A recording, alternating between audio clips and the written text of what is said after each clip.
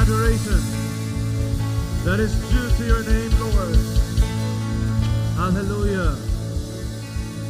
We thank you, we thank you, we thank you. Panginoon, salamat po sa napakagandang araw. Salamat sa buhay na meron po kami. Salamat, O Diyos, sa kalakasan na kami makapagpuri, kasamba sa iyong dakilang pangalan, Panginoon. Lord, truly, we cannot fathom your greatness. We are in awe of your majesty, O Lord God. Salamat for this opportunity and this privilege that we can worship you in spirit and in truth. Na malaya kami, Panginoon, na kayo'y sambahin at itaas sa aming kalagitnaan. Because there is no other God greater than you, more majestic than you, more awesome than you, O Lord.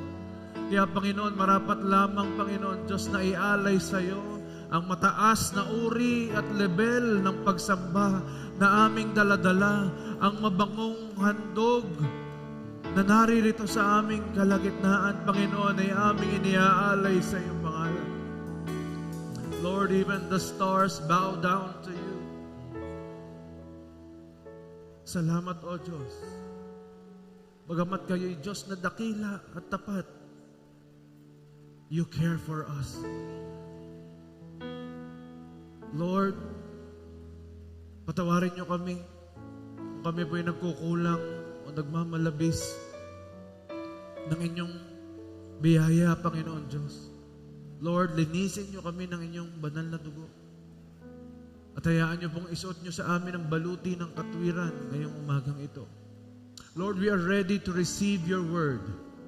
Salamat, O Diyos, because today we will not only be informed, but we will be transformed by your word from glory to glory. Lord, let your presence dwell, and not only dwell, but outpour in this place. We ask, Lord, for the Holy Spirit to freely hover around, minister to each and every one. Hayaan niyo, O Diyos, na tanggapin ng bawat isa ang kagalingan, ang kalayaan, kasaganaan, Panginoon, ngayong araw na ito. Lalabas kami, Panginoon, na hindi lamang punong-puno, kundi nag-uumapaw ng inyong presensya, ng inyong glory, ng inyong pag-ibig, Panginoon, ng mga answered prayers, O Lord God, at nananampalataya kami, Panginoon, that today is the day that you have made for us. Kaya salamat, O Diyos, muli iniluluklukan namin sa pinakamataas na pedestal ng aming mga buhay, Panginoon. You be the center of our lives, Lord. Salamat, O Diyos. Ingatan niyo po ang buhay ng bawat isang papunta pa lang sa lugar na ito. And we also pray for the victory, power, and triumph of all JA1 services all throughout the globe. Salamat na marami, O Diyos. We entrust to you everything, and we seal this prayer by your blood. We claim already the victory of Jesus and the complete defeat of the devil in our midst. Salamat, Lord. To you all the glory. In Jesus' name we pray. Amen and amen. And amen. Praise God. We may all be seated, please, in the presence of the Lord. Let us all declare Luke chapter 4, verses 18 to 19. Sabay-sabay po tayo. The Spirit of the Lord is upon me, because He has anointed me to preach the gospel to the poor. He has sent me to heal the brokenhearted, to preach deliverance to the captives, recovery of sight to the blind, to set at liberty them that are bruised, and to proclaim the acceptable year of the Lord, for our God is Jesus, the Anointed One. Palakpakan po natin si Jesus. Praise God. At ang ating kultura po as JA1 family, sabay-sabay, I am a blessing, I am anointed, I am a deliverer, I am a good follower, I don't destroy, I build, I am not seasonal, I appreciate everyone and everything, I am part of something big, I am in partnership with Christ, I am not extreme. Amen. Makikisabi nga sa katabi mo, partner, na-miss kita. Buti narito ka ngayon. Na-miss mo nga ba yung katabi mo? Ngitian mo naman ng konti. Okay. Praise God. Ang atin pong minamahal na Apostle Bishop Art ay kasama po ng ating mga kapatid sa Rosario. Kasi anniversary po today ng JA1 Rosario. At let us all pray for the victory ng gawain po doon. Amen? Praise God. December na. At kapag December na, ano po ang ating mabilis na naiisip? Pasko na naman. At ang iba po ay hindi ko alam kung nakatawa o nakangibit. Pasko na naman, marami na naman ang mamamasko sa amin. Sino ho dito yung kapag ka nakakarinig siya ng karoling sa kapitbahay, nawawalan sila ng kuryente? Parang hindi naman kita nung kapitbahay, di ba? Pero parang nawalan ng kuryente sa bahay ng kasunod. Pero ang JA1 people, gustong-gusto lagi nating nagbe-bless ng iba. Amen? Kaya pwede ba? Mga ngaroling kami sa inyo? Okay lang? Mahumina ng amen. Psalm 150 verse 6. Sabi ho dito, let everything that has breath praise the Lord. At inulit pa ulit, praise the Lord. Basahin nga po natin sabay-sabay. 1, 2, 3, go.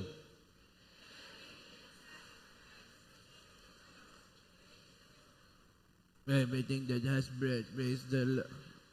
Lakasan naman, yun ang talagang nagpupuri. 1, 2, 3, go.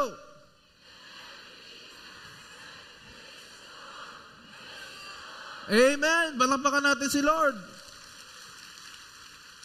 Ang ibig sabihin po ng praise the Lord, in Hebrew, it means hallelujah. Whenever we say hallelujah, we praise the Lord. Kaya po ang title po ng ating pag-uusapan ngayon is Raise a Hallelujah. Dapat naman talaga natural sa atin ang magpuri sa Diyos. Kaya lang kung mapapansin ninyo, pag sa tao, ang galing nating magpuri. Pero pag sa Diyos, parang awkward. Parang kailangan mo pang i-hype. Come on, parang kailangan mo pang... Ang daming reservations. Parang hindi alam ang gagawin. Halimbawa, pag nasa concert, manonood ng concert ng iba-ibang mga artists dito sa mundo. Laging bigay na bigay. Pero wala po dito nun, hindi kayo tinutukoy ko. Hindi kayo makarelate eh. Kahit hindi pinapatayo, tumatayo. Kahit pamatakpan yung nasa likod. And take note, minsan 2 hanggang 3 oras na nakatayo. Pero hindi nagre-reklamo. Pero yung iba, wala dito. Wala rin sa online. Iba, ang tinutukoy ko, malayong lugar, mga taga-Mars. Pag nasa church na, parang gustong-gusto laging umupo. Inip na inip, sabi mo sa katabi mo, ang aga naman ito. Inip na inip, pero pag sa concert, parang napaka-natural na sumigaw ng, I love you, Bini, Joanna. Parang ang daling sumigaw ng ganon. Pero pag nasa church, parang ang weird sumigaw ng, I love you, Jesus. Pag nanonood ng basketball, napapanood yung paboritong team, kahit walang magsabing pumalakpak, pag nakakashoot, yung favorite player mo, o nananalo yung paborito mong team, palakpak ka agad. May sigaw pa, go! May kasama ka pang mga pom-poms. Bakit ganon? Pag sa tao, parang ang galing natin magbigay ng papuri. Pag sa Diyos, parang pipilitin, hirap na hirap. Sabihin mo sa katabi mo, hindi ka na ganon ngayon.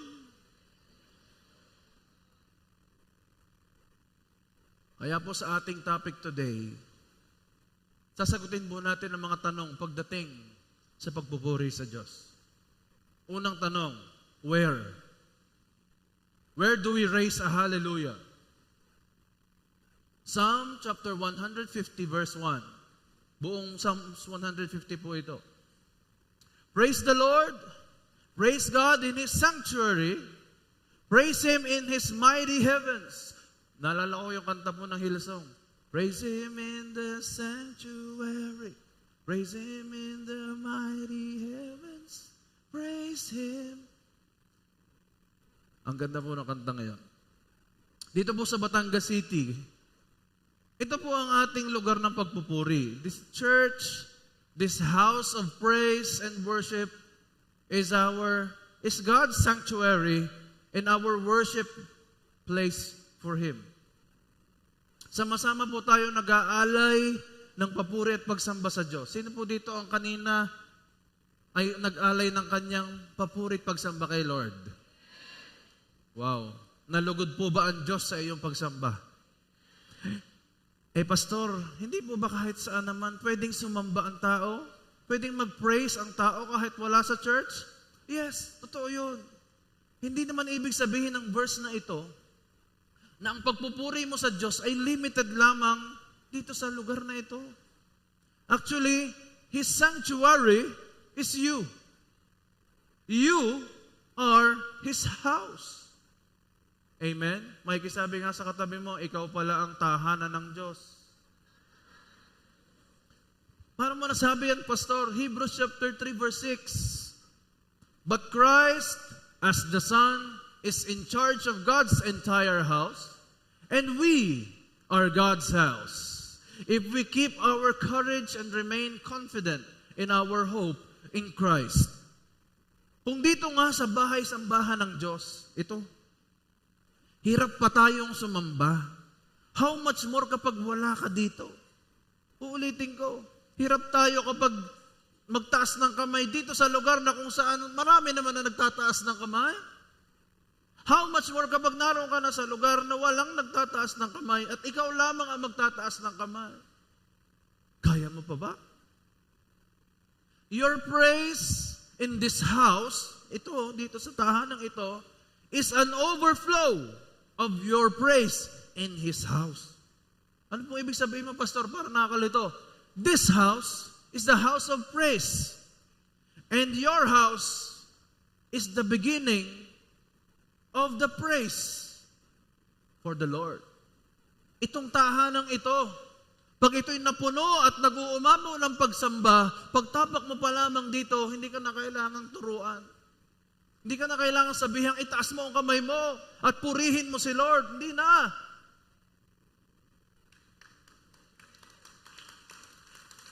Hindi mo na kailangang sabihang pumalakpak at sumigaw. You will do it naturally, as if there is a living water that is flowing out of you na hindi mo mapigil. Because you are already praising God in this house. So that when you step here, it's an overflow. Hindi yung dito ka magpapabuno at dito ka magpupuri lamang sa Kanya. At pag uwi mo sa inyo, itatapon mo lahat ng ipinapuri mo. No. It's the other way around. Bago ka pumunta rito, puno ka na. Ang buhay mo ay isa ng pagpupuri sa Diyos. Pag nakita ka ng mga tao, nakaka-bless ang taong yan. Hindi mo kailangan lagi, kahit saan ka pumunta ka ng SM, nakataas ang kamay mo. Hindi yun. What I'm trying to say is that this house is the temple of God, of the Holy Spirit. And what else do we need to do when God is there? Ano ba dapat natin gawin kapag nandyan ang hari? Kapag nandyan ang Diyos? It is just to be in awe of His greatness and just praise and worship Him. I believe kapag naroon na po tayo lahat sa langit, wala na pong script doon. It will just come out of you naturally to praise Him because you see Him as He is. Ngayon, we are all discussing, we are all trying to figure out kung ano ba at sino ba ang Diyos. Pero pagdating natin sa langit, doon natin makikita ang kadakilaan niya. At wala tayong ibang magagawa kundi magpurit itaas ang Kanyang pangalan. Come on, bigyan mo ng papuri ang Diyos. Because He is more than worthy.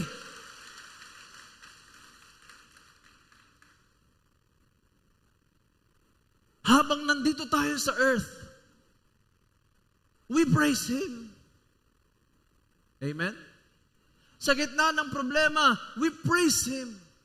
Sa gitna ng mga gandang nangyayari sa pamilya, we praise Him. Irrelevant ang sitwasyon mo. At saan pa daw siya pinupuri? Sa mighty heavens. Pagdating sa langit, magpupuri pa rin kay Lord. Sino ba ang mga nasa langit? Mga anghel, mga mahal natin sa buhay na mananampalataya ng Panginoon na nauna nang umuwi sa atin. Magkikita-kita po tayo doon at hindi po tayo doon mag-aakapan. Ay, namiss kita. Pagdating mo doon, makikita mo yung kapamilya mo, hindi ka pinapansin. Bakit nagpupuri na rin sa Panginoon? Because it is not about us. It will never be. So it's either ganito. It's either magsimba ka at dito ka mag-praise or mauna ka na doon at doon ka na mag-praise. Pipili ka lang. Minsan sabi natin, ayoko na sa church kasi nakikita ko doon yung aking kapatid na pataas-taas ang kamay, paiyak-iyak, tapos ang sama naman ng ugali. O kaya naman, ayoko ng style ng music doon, masyadong maingay. Gusto ko yung tahimik lang, gusto ko yung ganito lang.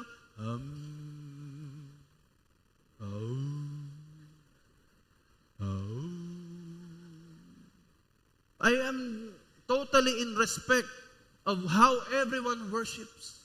Pero gusto nating pag-aralan ngayong araw na ito, how do we praise the Lord? Alam mo kapatid, may mensahe ako sa iyo. It was not, it is not, and it will never be about you. From the very beginning of the world, it was not. Hanggang ngayon, it is not. At sa mga future pang mga taon, it will never be about us. Because it is always about Him. Amen? Kaya irrelevant ang sitwasyon. Minsan kung makaasta tayo, parang dapat sa preference ko o panlasa ko nakabatay ang lahat. Hindi ko gusto ang boses ng kumakanta. Hindi ko gusto ang tugtog. Kaya kung naghahanap po tayo ng boses ng anghel at ng mga perpektong tugtugan para lang makapagpuri, ipagpe-pray kong dumiretso ka na sa langit. Sapagkat doon, perpekto lahat. Wala nang hindi perpekto. Tingnan nyo nga yung katabi nyo, kumukhang anghel yan. Hindi pa naman, di ba? Mas matindi pa yan sa anghel. Amen? O ano, ang tanong ko sa iyo, pagtsatsagaan mo ba yan? O mauuna ka na doon? Hindi po tayo kaya mag-church lang, pastor, sa totoo lang, wala naman akong pakialam sa praise and worship. Kaya lang ako pumunta sa church because I want to listen to your word. That is my primary purpose for going to church, yung word of God. Alam nyo, napakamaling mindset. Hindi po tayo mag-church lang para makinig ng preaching, kundi para rin magbigkas ng ating papuri kay Lord. Why? Because preaching is for you, for us, to hear from God. But praise is for God to hear from you. Amen? Nakikinig tayo ng preaching kasi para sa atin ang word. But the Lord also listens to what we are going to say during praising and worshiping Him. Kaya po lagi natin agahan ang dating. Just in time for praising God because God wants to hear from you first. Sabi mo nga sa katabi mo, bawal ang late. Buti na lang, walang lalelate dito. Amen? Sa simula, magpuri, then may word, then sa dulo, may pagpupuri ulit. Huwag po tayong gagaya sa iba na ganito. Sa iba lang, walang ganito dito ha. Huli na dumarating, nauna pa umalis, nagsi-CR pa pag-opere. Buti na lang walang ganun dito. Amen?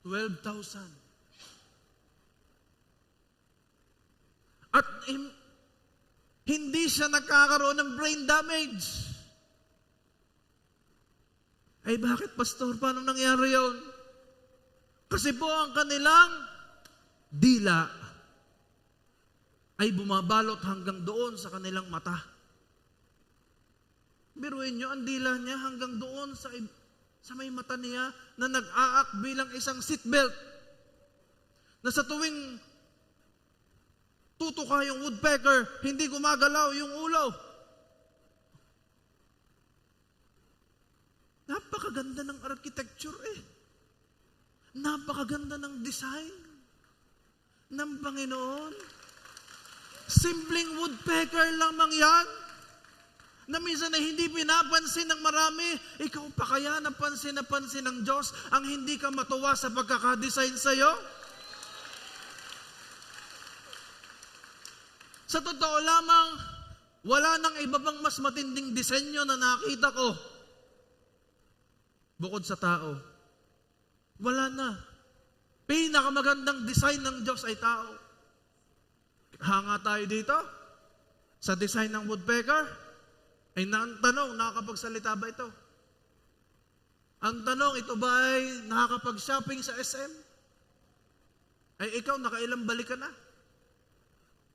Ang tanong, ito bang woodpecker na ito ay nakakapag-lomi? Ay tingnan mo yung katabi mo, sagana sa lomi yan. Kaya ganyan ang katawan niya. Ang tanong ko sa iyo, kapatid, meron ka pa bang dapat ipagreklamo sa Diyos gayong kita mo nang ikaw ang pinakamagandang disenyo niya dito? Kaya lamang nating ipaliwanag ang ibon, ipaliwanag ang falls, pero nothing will compare to what God has designed for the human beings. Psalm 139 verse 13. For you formed my inward parts. You knitted me together in my mother's womb. Sa madaling sabi, mga kapatid, hindi ka ba pinapanganak sa mundo, champion ka na. Sa dami ng mga nag-uunahang sperm papunta sa egg, ikaw ang nag-champion. 250 million sperms ang nag-uunahan papunta sa egg, pero iisa ang nananalo at ikaw yon. Kaya bata ka pa lang, sanggol ka pa lang, kabubuo pa lang sa'yo, champion ka na. Sabihin mo sa kaliwat kanan mo, pare-parehas pala tayo. Mga champion. Wala nang mas gaganda pa sa design sa atin. Verse 14, I praise you, for I am fearfully and wonderfully made. Wonderful are your works. My soul knows it very well. Sa Tagalog pala niyan, ganito, ikaw ay nilalang na kahindik-hindik. Kahindik-hindik. Tingnan mo kaya ang katabi mo kung mukhang kahindik-hindik. Magpapasko na'y parang Halloween pa siya. Tingnan mo kaya ang katabi mo, bilis. You are fearfully and wonderfully made. Amen? Kaya pag napapaharap ka sa salamin, dapat maganda ang iyong sinasabi. Kasi walang tatalo sa... Tignan nyo ha, pag nanonood kayo ng movie, tapos ang mga movie about sa alien, may nakita ba kayong alien na maganda? Nakita nyo ba si Kokey? Nakita nyo ba yung mga extraterrestrial? Nakita nyo na ba sa pelikula yung Avatar? Ay sa palagay ko yung mas maganda pa rin ng tao. Sa imahinasyon na tao, wala nang mas gaganda pa sa tao. Siguro kung may mas magagandahin yung sobrang gandang tao, pero tao pa rin. Pero walang nilalang na mas aangat pa sa tao. Base sa ating kaisipan. Amen? Kasi walang tatalo sa Diyos sa pagdidesign. Ang tao kailangan may kopyahin para makapag-design. Ang tao kailangan may basis, may pattern. Ang Diyos from nothing to something. Ang Diyos walang pinagkopyahan sa'yo, kaya ang itsura mo ganyan. Unique.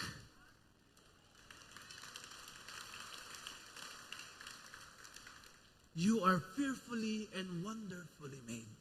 Sabihin mo nga sa sarili mo, I am fearfully and wonderfully made. Kaya sa susunod na titingin ka sa salamin, ano sasabihin mo? Pambihirang nguso yan. Ba't ba ganyan ang nguso ko? Ganon ba? Hindi yan. Sasabihin mo, Lord, ang galing mo talaga. Habang nananalamin ka, ang galing mong lumikha. Because I am fearfully and wonderfully made. Amen? Huwag ka na magre-reklamo pag nanalamin ka. Ang gawin mo na lang ganito, basagin mo lahat ng salamin sa inyo. Kung pag mananalamin ka, ba't ganito, ba't ganito? Again, pinapaalala ng Diyos sa'yo, you are His wonderful work. You are His masterpiece. At kapag pinupulaan mo ang masterpiece, pinupulaan mo ang Diyos.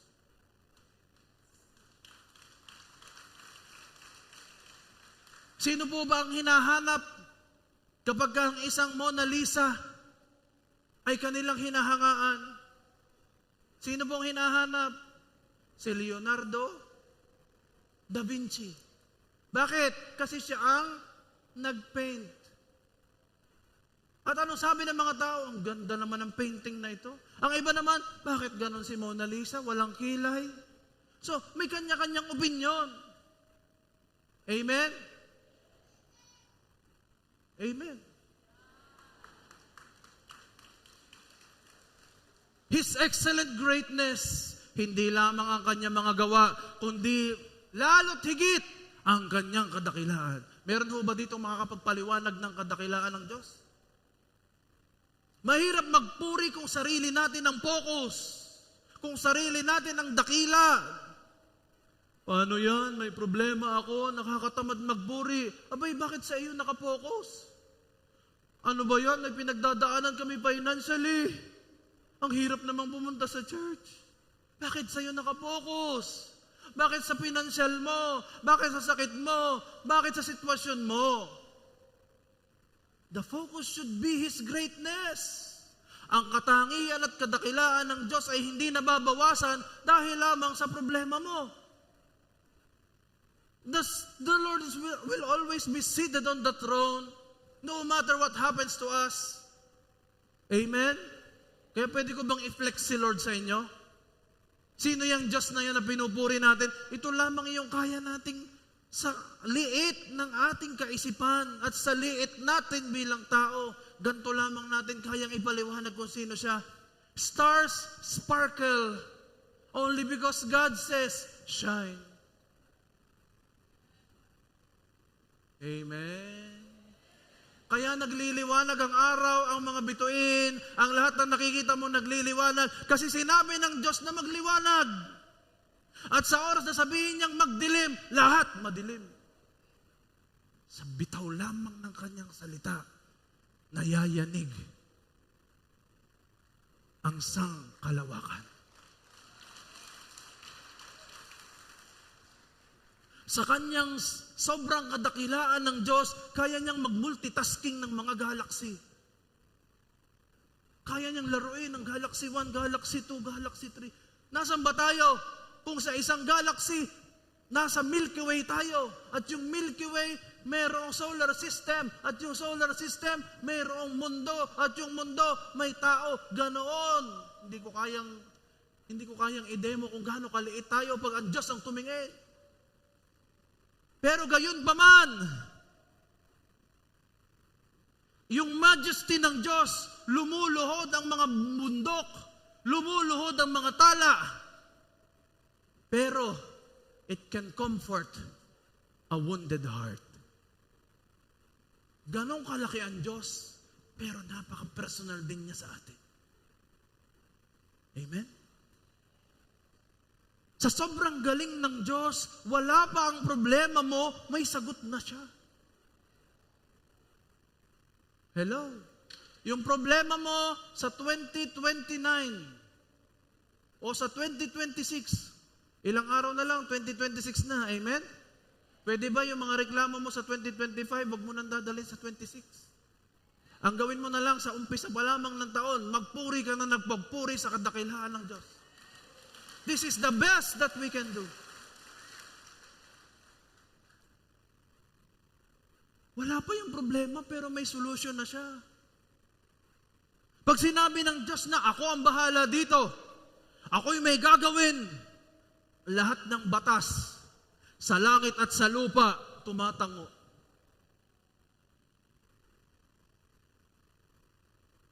Sumasang-ayon. The law of physics, the law of gravity, bow down to the Word of God. Palakpakan natin ang Diyos, come on. Napakapayak na kaunting paliwanag ng kadakilaan niya.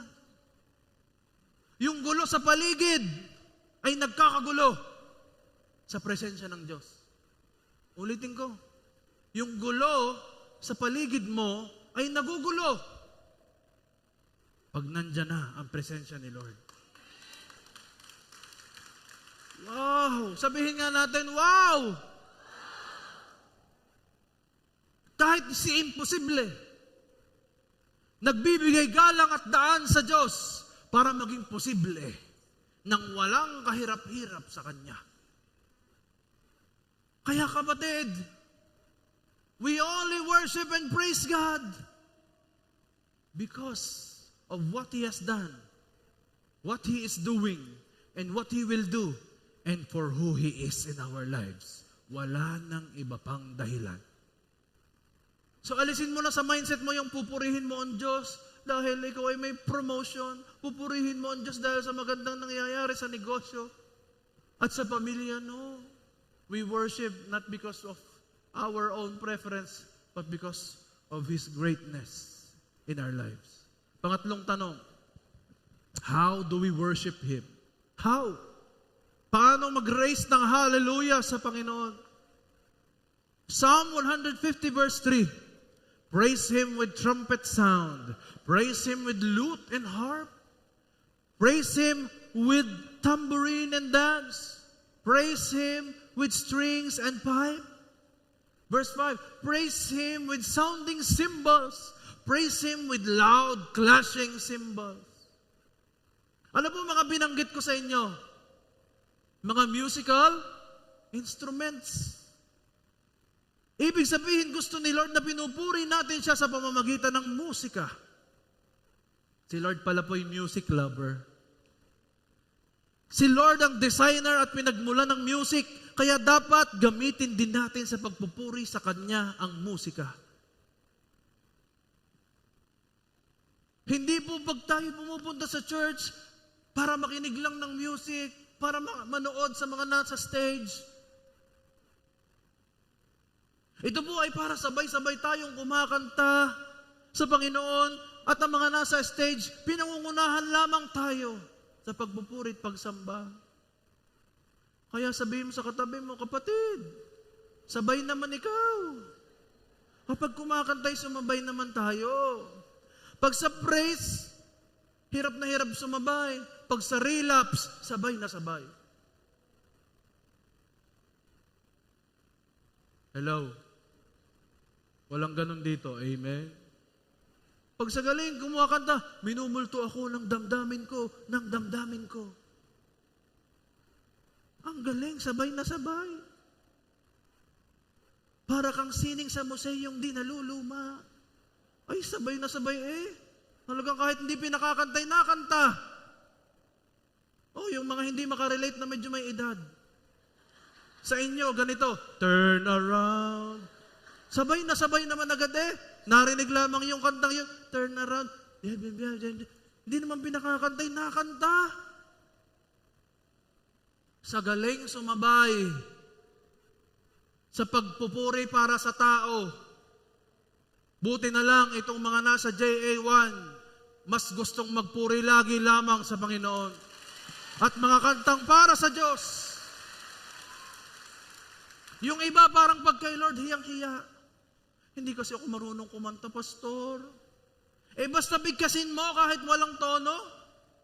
Bakit ba mga concert, wala naman pakialaman ng katabi? Pero pag sa church, napaka self-conscious. Kaya pag nasa church mo tayo, huwag kang conscious sa sarili mo. Be God-conscious, not self-conscious. para maibigay natin ang papuri na dapat sa Diyos. Be God conscious. Hindi naman nanonood sa iyo ang kaliwat kanan mo, feeling mo lang yon. Iisa po ang audience natin dito. Walang iba kundi si Jesus, the King of Kings and the Lord of Lords.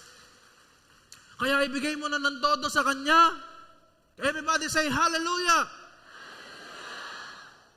May binanggit pa po doon sa verse, praise Him with tambourine and dance. So hindi lang pala with music, dapat with movement din. May music, may movement. Sabihin mo sa katabi mo, galaw-galaw, para hindi pumanaw. Galaw-galaw. Amen? Mahaba ang buhay ng JA1 family. Kasi matitindi lagi magpuri sa Panginoon. Ay, ang ating pong Apostle Bishop, ay, kagaganda po ng kanta eh. Halina't sumayaw sa tugtog ng di po ba'y mapapasayaw ka? Meron ba kayong nakita, halina't sumayaw? Anong ginagawa mo? Sumasayaw na ako, pastor. Meron bang ganon? Praise Him with tambourine and dance. Kailangan may movement. Kasi sa totoo lang, pagpuno ng pagpupuri ang puso mo, lalabas sa bibig mo at sa mga galaw mo. Overflow nga ito, sabi ko kanina. Pastor, hindi naman lahat ng tao expressive. Kagaya ko, ako talaga hindi masyadong gumagalaw. At talaga ba? So, ibig sabihin, pag masaya ka, nakaganto ka lang? Ako, anong ginagawa mo? Nagse-celebrate ako ngayon. Kasi ang saya ko. Nasa concert na, nagsasayawan na ang mga tao, tapos ikaw nakatayo lang. O ano, kumusta ka? Eto, enjoy na enjoy. Kita nyo, natatawa kayo, ano? Kasi alam nyo, hindi natural yun. Sa nag-e-enjoy, kahit paano may kaunting galaw, at may ngiti, at may binibigkas na papuri. Alam nyo, nire-respeto ko ha kung ganyan talaga. At yun na talaga ang normal mo, yung ganun lang. I respect that. Pero kung sa church ka lang ganyan, pero pag sa ibang bahagi ng buhay at ibang bagay, at sa ibang mga celebration para kang kitikiti, abay, kumusta ang puso mo? Anong laman yan? Sino ho ditong nakapanood na sa ringside ng boxing ni Pacquiao? Meron na? Oh, imaginein mo, nasa ringside ka, tapos nasa ring si Pacquiao, at championship ang laban.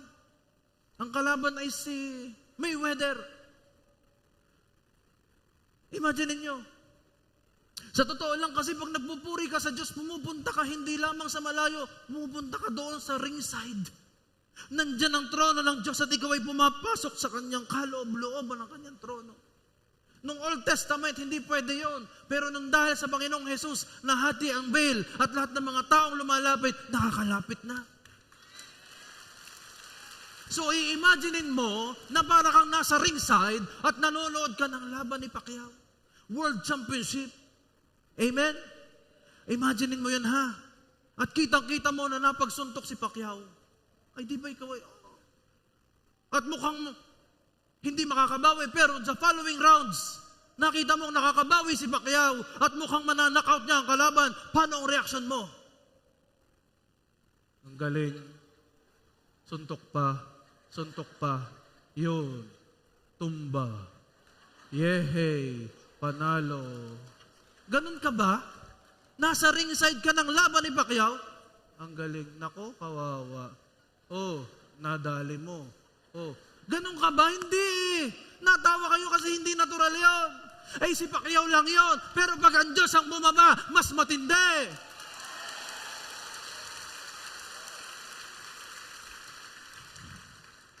Ay, kung si Pacquiao yun, hindi ba ikaw eh? Hindi ka naman kasali eh. Ikaw ngayon nasa TV lamang. Ang lolo ko, hindi ko makakalimutan, pag nanonood ng boxing, tumabi ka na. At baka tamahan ka. Eh.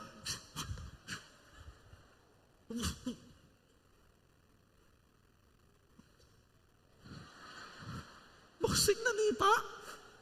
Ganun ka katindi. Ganun ka ka-excited pag napanood mo at kumakampi ka doon sa pinapanood mo. How much more sa Diyos na nagmamalasakit at nagmamahal sa iyo. O kaya, nanonood ka ng basketball, courtside ka naman, ang nagnanaro, paborito mong team, last 30 seconds, nandiyan ka. Last 30 seconds, ang score, 1,000 all. Ang daming points, 1,000. At last 30 seconds na, bola ng kalaban. Tapos nakita mo, naagaw ng iyong paboritong team, naitakbo at naishoot. Tapos ang laban, anong reaction mo? Depensa. Agawin. Yun, naagaw. Go. Shoot. Yehey, panalo. Ganun ba ang reaksyon ng isang taong nagse-celebrate sa courtside? Ang reaksyon niya ay hindi na maintindihan. Sa TV pa nga lang tayo nanonood. Ay nagsisigawan na kapag ang Gilas Pilipinas nakashoot kahit ang lamang ng kalabay 30. Ay tayo nagpupuri sa ating mga nagtutulakan tayo. How much more kung nasa courtside ka na? Mga kapatid, tuwing tayo ay nagpupurit, nagsasama-samang ganito, hindi tayo ang pumupunta sa courtside, ang Diyos ang bumababa. Diyan sa kalagitnaan. At di hamak na mas milyong beses na mahalaga ang Panginoong Diyos kaysa sino mang tao na iniidolo mo. Hello? Anong reaksyon mo kapag nakakashoot? Woo! Ay marami pong nanonood ng basketball, mag-uuwi pa usi. Bakit? Ay ako'y sumigaw na ng sumigaw, talo naman kami. Ang mahalaga doon, nandun ka sa courtside at ringside. Di bali ng sumigaw para sa Panginoon. Dahil bawat pagpupuri mo ay may benepisyo. Bawat pagpupuri mo at nakaabot sa kanyang trono, wala siyang magawa kundi bumaba at iparanas ang glory niya. Say hallelujah! Panghuling tanong, sino ang dapat nagpupuri? Who should raise the hallelujah? Verse 6. Let everything that has breath praise the Lord. Hallelujah! Pwede ba tayong tumayo? Tingnan mo ngayong katabi mo kung may breath pa yan. Humihinga pa ba yan? Aba, ay kasali siya dito. Let everything that has no problem. Tama? Yun ba sabi? Let everyone that has no issue in life praise the Lord. Let everyone that has been promoted, let everyone that is blessed, let everyone that is anointed praise the Lord. Yun ba sabi? Ang sabi doon, let everything that has breath. Ang halaman po'y may hininga, they worship God.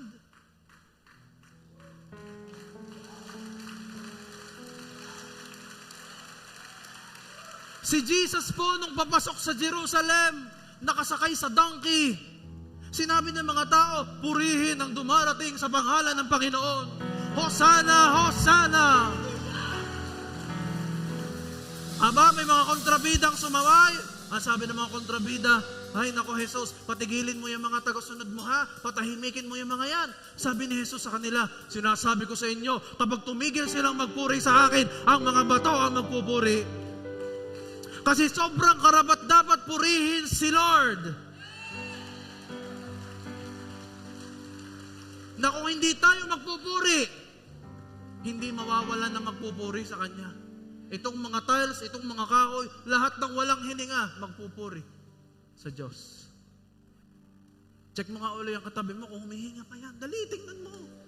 Baka manikin lang yan, ha? Pag manikin yan, exempted yan sa pagpupuri. Pero pag gumagalaw ba yan, kasali yan sa let everything that has breath praise the Lord. Ano mang paraan mo ng pagpupuri, hindi ko alam kung paano mo gagawin. Ang mahalaga, with all of your heart, purihin mo siya. Shout hallelujah! Shout hallelujah!